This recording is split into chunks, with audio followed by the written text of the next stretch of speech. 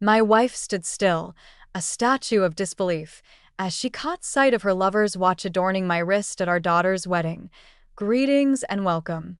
Delight in the offerings, join our community, and activate notifications.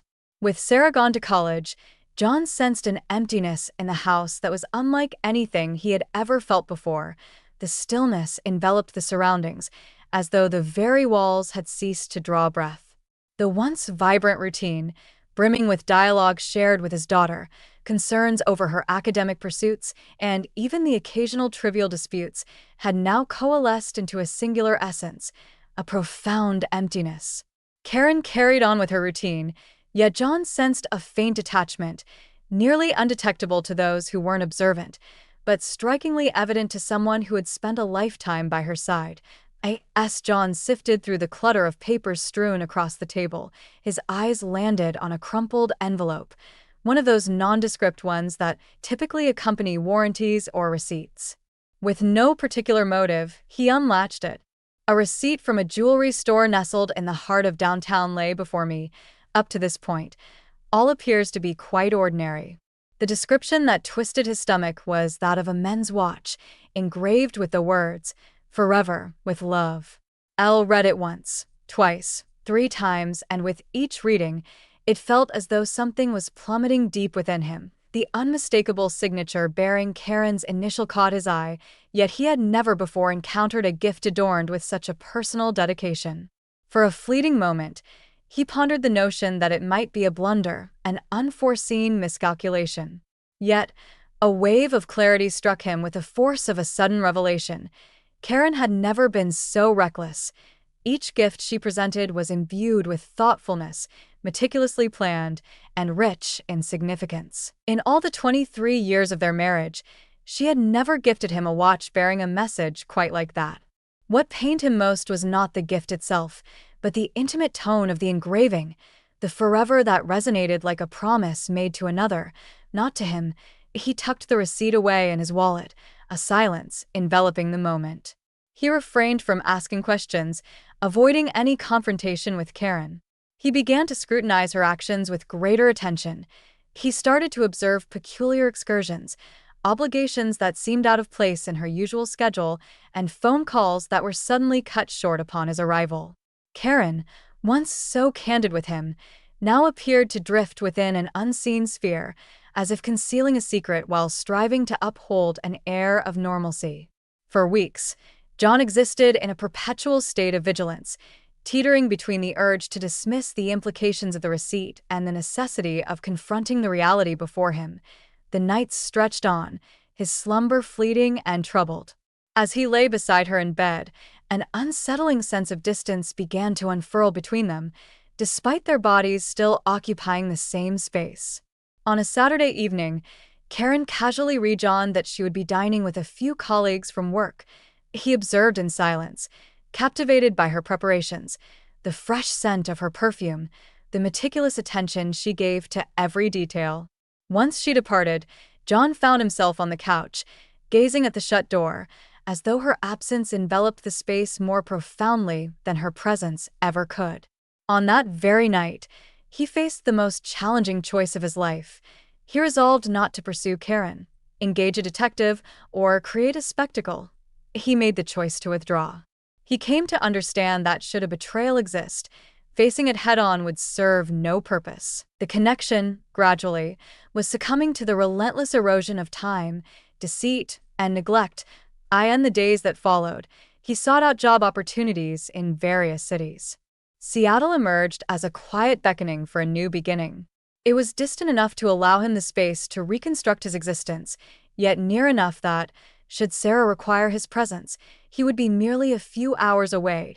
He confided in Karen regarding his choice to embrace a new job, expressing his desire for a professional shift and highlighting the city's promise of greater opportunities. She acquiesced with an air of detachment, as though the impending distance brought her a sense of relief. Silence reigned, devoid of tears, devoid of desperate pleas for him to linger, and absent any effort at negotiation. The divorce unfolded with an unyielding chill. John proposed equitable terms, emphasizing the need to share the fruits of their joint labor, despite the lingering bitterness that now tainted part of it. Karen signed the papers with a quiet resignation, her moments of hesitation betraying a flicker of reluctance, as if she yearned to stave off the inevitable yet lacked the fortitude to resist it. As John stepped away from the home that had been his sanctuary for so long, he cast a fleeting glance back, a moment suspended in time. Not to encounter Karen, who was absent, but to engrave in his mind that this place, with its myriad of cherished and painful memories, had ceased to be a part of his identity. Without uttering a single word, he departed, carrying with him only the bare necessities, a few articles of clothing, important documents, and a jewelry receipt, carefully nestled between the pages of a book. It served as a quiet testament to all that had transpired and the man he chose to become from that moment forward. Relocating to Seattle ushered in a tranquil and essential rhythm for John. The new apartment, though sparse and devoid of many essentials, mirrored the emptiness he felt within. Yet it also presented a canvas for renewal, a chance to begin anew. The proceedings of the divorce were advancing at a swift pace. He navigated the legal intricacies, conversed with attorneys, managed the documentation, and whenever he could, steered clear of dwelling on what he had forsaken. Not out of a desire to forget, but rather to avoid being ensnared by something beyond his control. Days later, a call from the lawyer's office broke the silence, delivering the news that Karen had already cleared her belongings from the old house. A handful of boxes filled with assorted items lingered, remnants of things she had long since disregarded, abandoned in the depths of the garage storage. He requested that they forward all items to his new address. On an ordinary morning, the truck appeared unexpectedly, laden with hastily stacked boxes. John accepted the delivery and devoted the remainder of the day to meticulously arranging the items he had received. Amidst the clutter lay the mundane: aged tomes, forgotten garments, and a jumble of papers intertwined with an assortment of seemingly inconsequential items. As he lifted the lid of the final box, an unfamiliar thrill coursed through him, quickening his heartbeat. Within the depths nestled a small black velvet box, subtle and refined. As he lifted it from its resting place, a sense of unfamiliarity washed over him. It was neither an object of his own nor one belonging to Karen that he could recall. He unlatched it with deliberate caution, trepidation coursing through him, and there it lay, the watch, the very same item he had encountered detailed on the receipt months prior. In that instant, it felt as though time had come to a complete halt. John cradled the watch in his hands, sensing its heft, a burden that transcended mere physicality to embody deeper significance. He flipped it over, and there it lay, engraved with precision, the words that shattered his very essence: eternally, with love. The identical signature, the unchanged message he had never laid eyes on. At that moment, the object existed, solid and real, grasped tightly within his hand. Beside the watch lay a collection of items: a keychain bearing the initials Eric, a pair of men's glasses, and a crumpled photograph of Karen, her smile radiant as she embraced a man John had yet to encounter face to face, though he was certain it was Charles. His face, partially obscured by the embrace, conveyed a closeness that required no words. John remained motionless, gazing at everything before him, and then gently shut his eyes for a brief moment.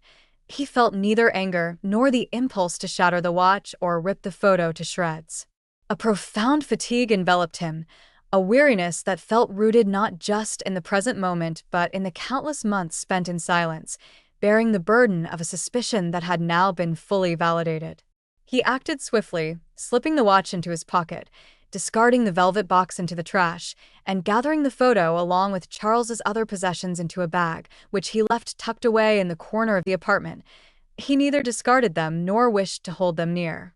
He chose to retain the watch in contrast, not merely as a trophy or a haunting recollection, but as a palpable testament to all he had triumphed over. In the days that followed, each time he opened the drawer containing the watch, his eyes flicked to it momentarily, no touch required. It seemed that the quiet presence had transformed into a testament to his resilience. He understood that he could have informed Karen about Charles's abandoned belongings, could have sent them through the mail or even faced the two directly, yet he opted for a different route, one that prioritized his tranquility and allowed him to advance. He held onto the watch as one might hold onto a scar, reluctant to gaze upon it, yet equally unwilling to obliterate it, for it narrates a tale that, despite its anguish, is integral to his identity. With each glance at the watch, he recalled not the treachery, but the decision he embraced to begin anew. That memory, rich in paradox, fortified him with each passing day. Thus, the watch remained there, silently nestled in the drawer, alongside the fresh apartment keys and the papers for his new employment. A relic of a bygone era, a fragment of a different existence, yet it somehow lingered alongside John as he forged his new journey, each step taking him further from the past that had finally relinquished its hold on him. As the days unfolded, John observed Sarah's journey from a distance, embodying the quiet vigilance of a father who recognizes the delicate balance between honoring his daughter's independence and cherishing the significance of his presence, albeit from afar. Their phone conversations flowed with frequency, rich in details regarding her studies, aspirations for the future, and, much to his delight, the engagement she had just officially revealed. The news arrived with a buoyancy and a brightness in her voice that he hadn't experienced in ages. Sarah glowed as she spoke of the dress, the preparations, the choices. He felt a pang in his chest, acutely aware of how time alters all things, yet he also felt a swell of pride witnessing her stride forward with such unwavering confidence. As the plans unfolded, the question that lingered in the air was who would take her hand and guide her down the aisle. John had always envisioned himself in this role, a participant in the unspoken customs that many families embrace. Meanwhile, Sarah, from her earliest days, had often mused about this occasion, romanticizing the spectacular entrance, linked arm in arm with her father, before the eyes of all. Upon receiving a call from Sarah, her tone noticeably more subdued than usual, he sensed that something was amiss. She started by mentioning a sensitive matter concerning Karen.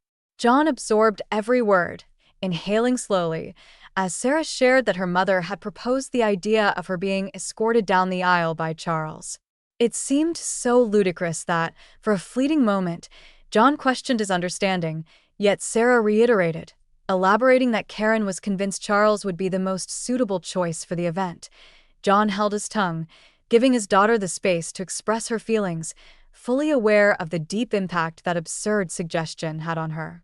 Sarah recounted that upon hearing this revelation from her mother, she was left in a state of disbelief, as though the very foundations of her understanding of family and the roles each individual occupied had been dismantled in an instant.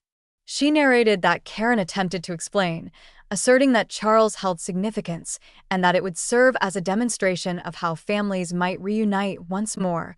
Yet for Sarah, the notion struck as an affront, a futile endeavor to diminish her father's significance in one of the pivotal moments of her existence. John absorbed every word, his heart weighed down, yet he remained silent. Sarah, upon hearing her mother's proposal, found herself taking an unexpected stand. She threatened to withdraw Karen and Charles from the ceremony if they persisted with that notion. She conveyed to her, with unmistakable clarity, that the man destined to walk her down the aisle would be John, the father who had consistently been there, even from afar, the man who required no extravagant displays to demonstrate his affection. As she unfolded the narrative of their exchange, John experienced a tumultuous blend of anguish and pride. A deep ache accompanied the understanding that Karen continued to reshape the family narrative, insisting on Charles's presence even in that significant realm. Yet, a swell of pride surged for Sarah, whose steadfastness shone brightly as she asserted her right to be accompanied by the one who had always stood guard over her. Sarah conveyed to him that Karen, upon receiving her reply, was left momentarily speechless, attempted to contest the matter, but soon recognized that her daughter was resolute in her stance. Thus, without any more conflict, Karen conceded, realizing, albeit with some hesitation, that this moment transcended her and Charles. It was fundamentally about Sarah and the connection she shared with her father. As the call drew to a close, Sarah took a moment to convey to John that this decision stood as one of the most significant of her life, emphasizing her desire for him to be the first to hear it. John paused, a stillness enveloping him as he wrestled with his feelings. Finally, he spoke, his voice steady yet filled with depth, declaring his love for her, acknowledging the respect and admiration he held for her unwavering courage. He ended the call and lingered in silence, contemplating the journey they had shared, pondering how life, in its capricious nature, continues to validate the essence of truth. In that instant, he understood he had been granted one of the most profound expressions of love and loyalty a father could ever hope to receive.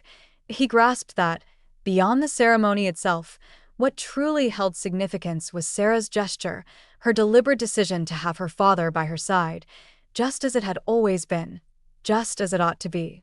On the day of the wedding, John rose with the dawn, earlier than he typically would, even without the aid of an alarm clock.